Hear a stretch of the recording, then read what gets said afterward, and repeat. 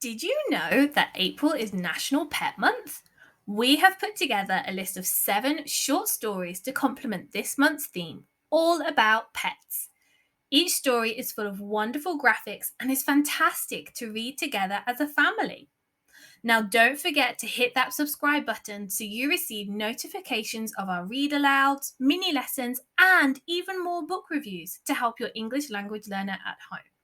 So, let's begin our countdown in no particular order.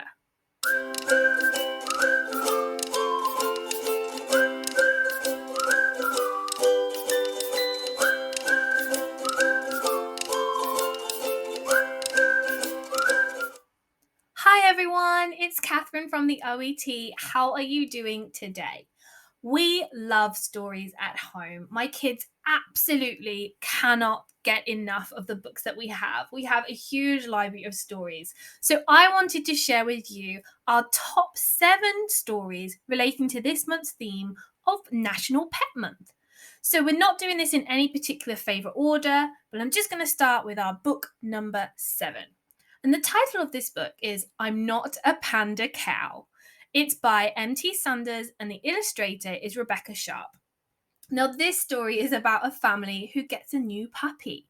The family already has 3 other dogs, but they look completely different to this puppy. So you join the puppy on a journey meeting different types of dogs whilst it tries to figure out what kind of dog it actually is. Throughout the whole book, there's beautiful graphics provided to complement the story. Ideally, it's read together as a family, or intermediate level readers can have a go at reading this story themselves. So let's have a look at the blurb together. A delightful story about Monty, a huge Newfoundland puppy, and his journey to find out what he is. But will asking the other dogs he meets on his travels give him the answers he wants? Now, I'd like to share with you a small snippet of this story so you can get a feel for the book yourself. The first one I met was a fine-looking black and white dog who was almost as big as me. I thought that maybe we could be the same. Hello, I'm Monty, I said. I'm trying to find out what I am. Our coat is the same colour. Are you the same as me? The other dog looked me up and down, then replied, I'm a damnation, handsome and spotty. You're black and white, but you're pretty grotty. I have a suggestion. I don't want to row, but you look just like a Pandacow. And with that, he turned and walked away. How rude was he? I was glad I was not the same as him. Do you agree with Monty? Was the spotty Dalmatian really rude? You can find out more by having a look at this book yourself. I'm Not a Pandacow. Up next, it is book number 6. The title of this story is Pugs Don't Wear Pyjamas. It's written by Michelle Worthington and the illustrator is Cecilia Johansson. Now, it's a very sweet story with lots of repetition for younger beginner readers to follow along with and join in with the story. So Tom visits his aunt, who has the most peculiar pet pug, and grows to appreciate the pug's differences. Let's have a look at the blurb together. When Tom goes to stay with his Aunt Roz, he meets her pug, Ellie. But Ellie is no ordinary pug. Wherever Tom and his aunt go, and whatever they do, Ellie goes too. Tom's not sure he likes being with Ellie all the time. Will he ever get used to having her around? Well, let's take a look. I actually have the book here with me, so I thought I would read just a short snippet from the beginning of the story. Tom was looking forward to staying with his Aunt Roz. His aunt had a new friend for him to play with. Her name was Ellie. Tom couldn't believe his eyes. Ellie sat at the front door. At bedtime, Aunt Roz read Tom a story. Pugs don't wear pyjamas, snorted Tom. Ellie does, smiled Aunt Roz. The next day, they went to the beach for a swim. Pugs don't wear hats, said Tom. Ellie does, Aunt Ros replied. What do you think about Ellie, the pug? I think she's pretty awesome. She wears pajamas, and she goes to the beach, and she wears sun hats. I think that's one remarkable pug. Let's have a look back at our countdown, and we are on book 5. The title of this classic story is Harry Maclary from Donaldson's Dairy. And this is actually the first story of a series written and illustrated by Lynley Dodd. Now, it's an absolute classic story. It's the first of many introducing you to the very mischievous and cheeky Harry Maclary, along with all of his dog friends. It has fabulous rhymes throughout on every single page, with lots of repetition for children to join in with. Let's take a read of that blurb. Harry Maclary's friends join him for a walk until, with a sudden yowl, a wow, and a howl, they all run off. What could have caused such a scatter of paws? As per with the last 2 books, I am lucky enough that I have this book with me, so we can read a snippet of the story. So here Harry Maclary is with all of his friends. With tails in the air, they trotted on down, past the shops and the park, to the far end of town. They sniffed at the smells, and they snooped at each door, when suddenly, out of the shadows, they saw... Dun, dun, dun! What do you think the dogs all saw? Something round the corner. Could it be a rat? Could it be a cat? Who knows? Can you guess what it could be that Harry Maclary sees with all of his friends? Next up, we have our next book. The title of this story is Rick, the Dog with a Difference. And it was written by Claire Mowat and illustrated by Liam Darcy. Now, it's another beautiful story, only this time about a dog who has differences and doesn't seem to fit in around other dogs.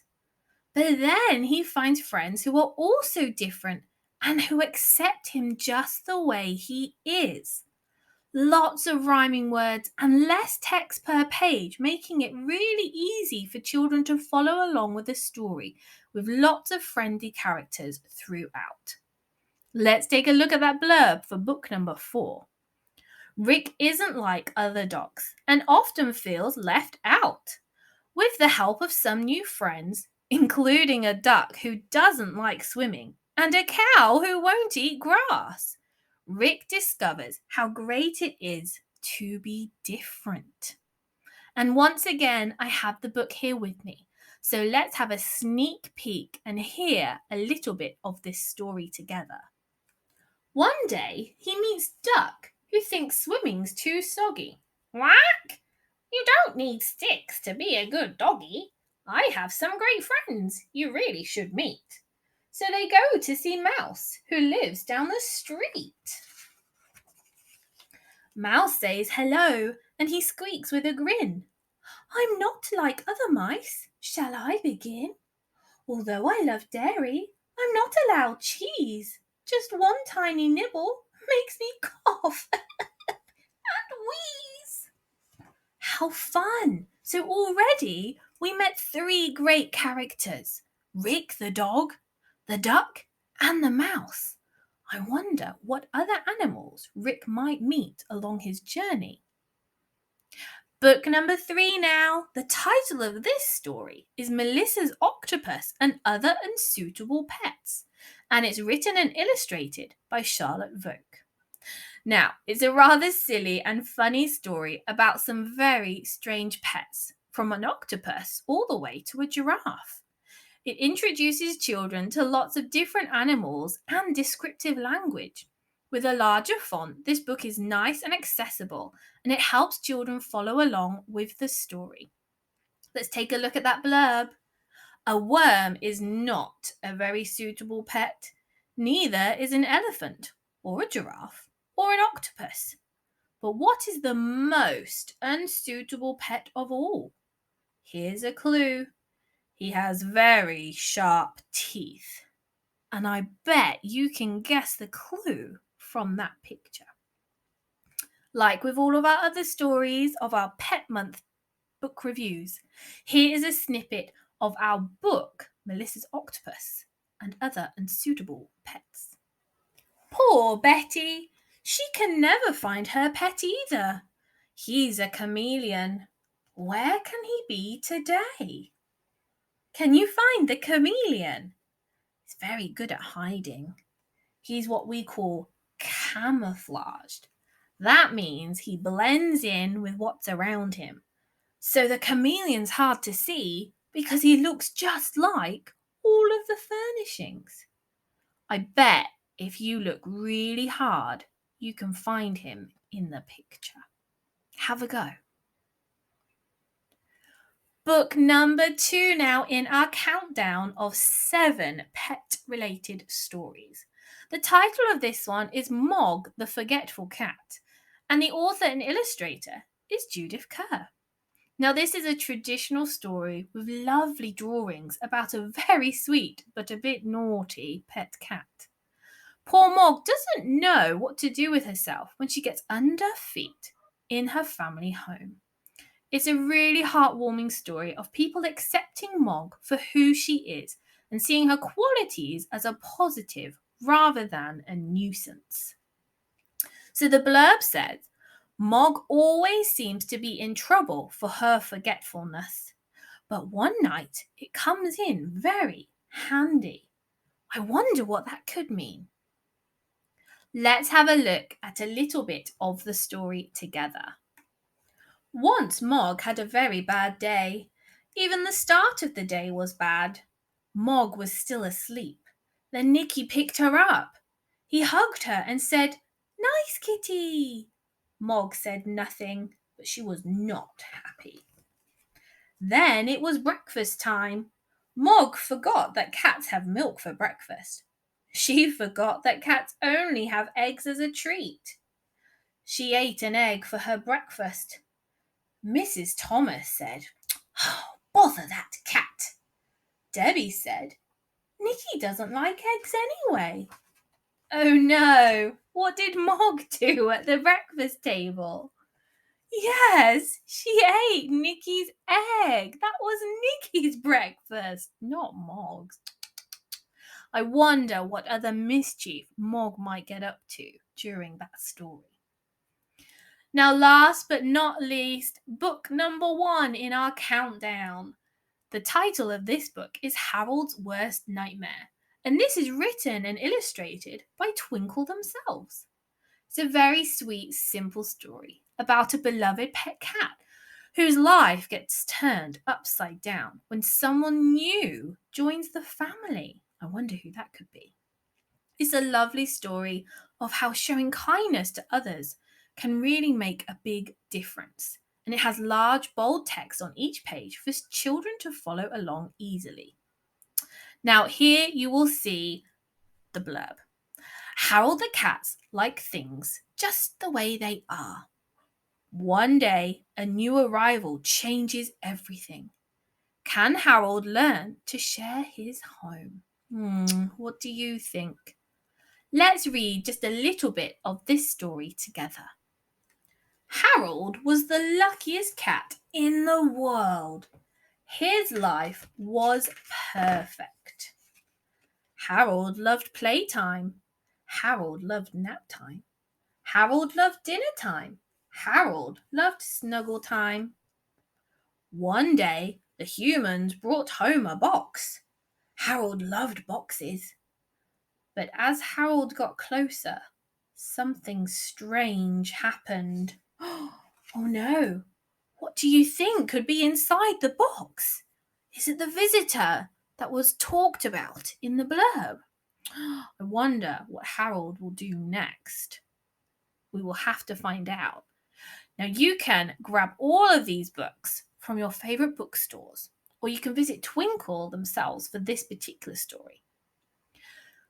If you need any more help with some book suggestions or you'd like to just go through and find out details about these books with the title, author, and illustrator to search for them yourself, make sure to go through the video and pause at the relevant page.